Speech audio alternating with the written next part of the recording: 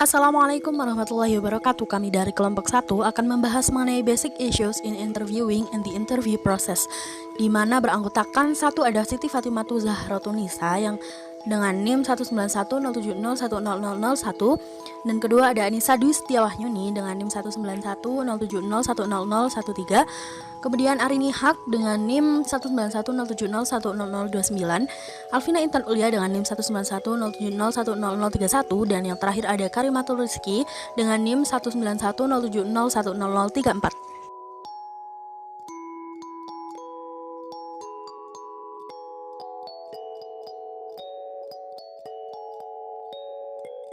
Pengaturan wawancara yang pertama yaitu pengaturan darurat dan krisis, itu dilakukan pada saat klien datang dengan masalah medis dan faktor kejiwaan yang membuat diri klien parah. Wawancara yang diberikan bertumbuh pada status mental klien. Karena wawancara dilakukan dalam kondisi darurat, dokter harus bersiap untuk mengubah gaya dan format wawancara tradisional. Dalam keadaan darurat, pemeriksaan yang cermat terhadap status mental klien lebih penting daripada riwayat sosial yang terperinci atau tes formal. Yang kedua yaitu pengaturan kesehatan mental pasien rawat jalan, yaitu tujuan dari wawancara adalah untuk mengetahui sejauh mana fungsi psikologis, emosional, dan alasan datangnya klien ke psikolog. Wawancara biasanya dipandu oleh masalah dan ketabahan klien. Pada umumnya hanya sedikit atau tidak ada misteri bagi klien mengenai tujuan wawancara. Biasanya penolakan selama wawancara ini juga berkurang. Yang ketiga yaitu pengaturan medis. Format dan lamanya wawancara disesuaikan dengan kebutuhan dan kondisi medis klien. Pengaturan medis menghadirkan tantangan unik untuk pekerjaan klinis. Seringkali pasien medis tidak meminta untuk berkonsultasi dengan ahli kesehatan mental, tetapi lebih ke rujukan adalah keputusan dari dokter yang merawat itu. Dan yang terakhir yaitu membatasi dan peraturan peradilan. Yang pertama yaitu keberhasilan wawancara dipengaruhi kejujuran dan keterbukaan klien untuk memberikan informasi secara nyata dan detail. Yang kedua, psikolog harus jujur dan menyampaikan batasan wawancara. Yang ketiga, diperkenankan untuk melakukan wawancara selanjutnya dengan tujuan untuk verifikasi informasi dan ketidakkonsistenan perilaku. Dalam peraturan ini, privasi mungkin dibatasi saat melakukan wawancara karena orang lain seperti sama narapidana, sipir, dan pengacara mungkin berada dalam jarak mendengarkan wawancara. Selain itu, karena banyak dari evaluasi ini diamanatkan pengadilan, kerahasiaan catatan tersebut tidak berlaku. Pembahasan selanjutnya adalah tentang kerahasiaan. Nah, kerahasiaan ini menjadi poin penting dalam melakukan wawancara klinis karena menjadi salah satu ciri dari hubungan yang terapeutik. Dalam menjaga kerahasiaan bukan hanya sebagai tugas psikolog, namun sebagai klien juga harus bisa menjaganya. Dan ketika psikolog itu mau men-share gitu ya tentang hasil psikologis klien, maka harus sudah mendapatkan izin dulu dari kliennya. Dan ketika mengungkapkannya itu menggunakan inisial dan hanya sebatas tujuan awal untuk apa. Teman-teman, di kerahasiaan ini ada beberapa poin penting yang akan kita bahas. Poin yang pertama adalah tentang usia. Ketika kita mendapati seorang klien yang dia itu usianya di bawah umur, yakni mereka anak-anak maupun remaja, maka sebelum melakukan interview dan memberikan treatment, kita harus meminta izin dulu kepada orang tua atau wali. Dan nanti mereka itu berhak untuk mendapatkan catatan psikologis dari klien itu. Kemudian poin yang kedua adalah tentang kerahasiaan catatan. Nah, dalam mencatat kita harus menggunakan bahasa yang sederhana gitu ya, mudah dipahami, mencatatnya dengan hati-hati, dengan detail dan runtut agar mempermudah kita untuk merencanakan treatment dan mempermudah juga ketika catatan itu tadi digunakan untuk pemeriksaan psikologis lanjutan. Kemudian catatan itu tadi kita harus bisa menggunakannya dengan sebaik mungkin, disimpan di tempat yang aman dan tidak dibuang begitu saja. Yang ketiga adalah tentang kewajiban untuk memperingatkan dan melindungi. Jadi kejujuran dan keterbukaan klien untuk mengungkapkan apa yang sedang dia rasakan dan yang sedang dia inginkan akan sangat-sangat berpengaruh untuk psikolognya itu mencarikan solusi seperti itu. Ketika mendapati klien yang dia itu memiliki keinginan untuk melakukan pembunuhan kepada orang lain, maka nanti si psikolognya itu akan dengan mudah untuk mencarikan solusi gitu ya, entah itu membicarakan lebih dini kepada calon korban gitu kan, merujuk kepada psikiater, membicarakannya kepada polisi, ataupun membicarakannya kepada kolega profesional agar hal-hal yang akan dirancang itu nanti untuk meminimalisir keinginan klien dapat berjalan dengan optimal dan melindungi pihak-pihak yang terkait seperti itu. Kemudian poin yang keempat atau poin yang terakhir adalah tentang mengelola godaan untuk membicarakan kasus. Nah, dengan siapapun itu sebagai seorang psikolog itu tidak boleh main-main ya dalam menjaga kerahasiaan data dan catatan psikologis klien, baik itu kepada teman sejawatnya gitu, kecuali dalam keadaan darurat seperti di poin 3 tadi. Jadi benar-benar harus dijaga ya teman-teman. Selanjutnya adalah mengenai wawancara dasar. Poin yang pertama, membangun hubungan baik. Membangun hubungan yang baik itu mengacu pada hubungan yang terbuka, percaya, dan aman dengan klien. Seperti yang kita tahu bahwa seorang klien ketika mereka meminta bantuan kepada profesional, baik psikolog maupun psikiater, mereka dihadapkan pada situasi di mana mereka harus menceritakan masalahnya kepada orang asing, sehingga timbullah perasaan atau emosi-emosi negatif seperti khawatir, cemas, malu, dan lain sebagainya. Apalagi dibarengi dengan stigma yang berada di masyarakat tentang penyakit mental dan gangguan mental itu. Ketika seorang klinisi gitu dihadapkan pada tantangan seorang klien yang seperti ini, klinisi itu harus mendengarkan masalah klien dan memberikan apresiasi karena klien mampu menceritakan masalahnya, mampu menceritakan bebannya gitu. Kemudian apabila dirasa perlu gitu, seorang klinisi dapat memberikan waktu untuk klien untuk membangun kepercayaan kepercayaan kepada klinisi agar mereka mampu menceritakan sehingga mereka dapat mengeksplor masalahnya dengan lebih luas lagi gitu.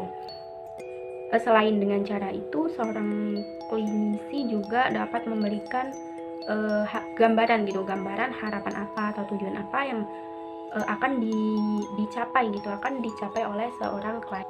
Poin yang kedua adalah menunjukkan empati. Empati itu adalah kemampuan untuk menerima dan mengerti perasaan klien. Jadi di sini seorang klinisi itu seolah-olah mereka merasakan apa yang dialami oleh klien, apa yang menjadi masalah klien gitu. Untuk membangun empati ini, seorang klinisi dapat menunjukkannya dengan beberapa cara. Bisa dengan perilaku verbal maupun non-verbal. Jadi kalau non-verbal itu kayak ketika klien menceritakan masalahnya, klinisi dapat memberikan tanggapan atau feedback dengan mengangguk-anggukkan kepala atau dengan cara lainnya gitu. Untuk verbal ini dengan kata-kata kayak kata-kata yang penuh empati gitu. Untuk empati ini juga dapat disesuaikan dengan nada suara. Ketika seorang klien berbicara dengan nada lambat, si klinisi juga dapat menyesuaikannya gitu. Poin ketiga adalah mengenai menggunakan refleksi. Refleksi itu dapat disampaikan dengan frasa yang sederhana gitu. Kalau seperti contohnya kayak kedengarannya seperti Anda merasa gitu, kalimat seperti itu atau kalimat-kalimat yang lainnya. Yang mana itu mencerminkan isi dari pernyataan si klien tersebut. Selanjutnya adalah memperhatikan bahasa dan menghindari jargon.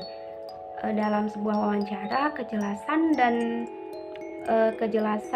keluasan dari pertanyaan akan memudahkan identifikasi terhadap informasi terkait meningkatkan hubungan dan kepercayaan dalam hubungan antara klien dan klinisi.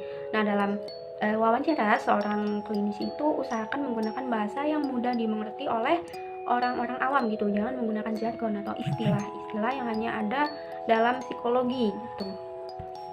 Untuk membangun hubungan, poin yang selanjutnya adalah dengan menggunakan humor. Perlu diperhatikan bahwa dalam menggunakan humor itu kita harus sesuaikan dengan situasi dan kondisi yang ada. Tidak mungkin ketika si klien sedang menceritakan cerita yang sedih atau cerita yang menakutkan, kita menggunakan humor di dalamnya, itu tidak mungkin gitu. Jadi usahakan sesuai dengan situasi dan kondisi serta perasaan si klien itu sendiri. Poin yang terakhir adalah menanggapi pertanyaan klien dan mengelola self-disclosure. Nah, untuk pertanyaan klien, ada beberapa pertanyaan yang harus kita tanggapi secara cepat gitu. Kayak contoh, pertanyaan mengenai pertanyaan perusahaan gitu, atau pertanyaan mengenai klinik gitu, kayak contohnya ketika klien bertanya jam berapa klinik ini buka gitu, itu dapat langsung dijawab gitu. Kalau misal pertanyaannya itu menyangkut dengan diagnosis, kayak misal si klien itu bertanya, menurut Anda apakah saya ini mengidap skizofrenia gitu. Nah, seorang klinisi tidak dapat langsung menjawab itu. Diperlukan suatu diagnosis yang mana diperlukan langkah-langkah kayak asesmen gitu dan intervensi juga untuk dapat mendiagnosis si klien ini mengidap skizofrenia atau tidak. Terkait dengan self disclosure, seorang klinisi itu dapat menceritakan dirinya gitu kepada klien apabila itu dirasa dapat memberikan pengaruh kepada kemajuan dari masalah si klien atau kemajuan dari penyelesaian masalah si klien. Untuk self disclosure atau pengungkapan ini juga nanti disesuaikan dengan keperluan juga sih. Baik, materi selanjutnya yaitu mengenai keragaman dan proses wawancara. Keragaman budaya pada klien mempengaruhi keyakinannya, norma, dukungan sosial, nilai moral kehidupan, serta stigma terhadap penyakit mental itu sendiri. Aspek keragaman mencakup semua aspek identitas budaya, seperti usia, jenis kelamin, kemampuan fisik, dan status sosial ekonomi. Tujuan utama dari adanya wawancara diagnostik ialah membangun hubungan terapeutik dengan klien dan mulai merumuskan diagnosis klinis. Selanjutnya yaitu mengenai dampak keragaman pada hubungan terapeutik. Hubungan terapeutik terkait keragaman itu berpengaruh pada beberapa nilai psikologi, seperti individu itu sendiri, preferensi ekspresi verbal atau pilihan ekspresi verbal klien, emosional, perilaku dan wawasannya, serta pengungkapan diri, dan perbedaan fungsi mental fisik, serta pola komunikasi yang dijalin. Oleh karena itu, diperlukan adanya penyesuaian yang dilakukan pada saat wawancara agar dapat meningkatkan kenyamanan klien dan dapat memperkuat hubungan terapeutik. Dampak keragaman pada diagnosis klinis, yaitu adanya budaya, adanya keragaman budaya itu dapat menjelaskan variasi dari penyampaian gejala. Selain itu, keluhan dan bagaimana pemahaman akan makna dari sakit mental yang dialami juga berpengaruh. Penilaian latar belakang budaya klien menjadi standar wawancara klinis karena nilai kehidupan dari setiap budaya itu berbeda. Selanjutnya yaitu mengenai masalah yang dialami pada profesional pemula. Masalah yang sering muncul pada profesional pemula yaitu adanya rasa cemas, khawatir tidak dapat mendapatkan informasi yang mendalam, namun juga tidak melakukan usaha untuk penggalian secara mendalam karena takut tidak sopan untuk mengeksplor hal-hal tertentu dalam diri klien. Tidak hanya itu, mereka juga cenderung memiliki pandangan bahwa dirinya itu fokus kepada memperbaiki atau menyembuhkan permasalahan klien dan merasa sulit untuk berinteraksi dengan latar belakang klien yang beragam. Padahal seharusnya seorang klinisi tidak perlu memikirkan bagaimana dia harus menyembuhkan penyakit mental pada klien, cukup melakukan hubungan komunikasi dengan klien secara nyaman, serta selanjutnya perlahan-lahan untuk merumuskan diagnosis klinis itu sendiri.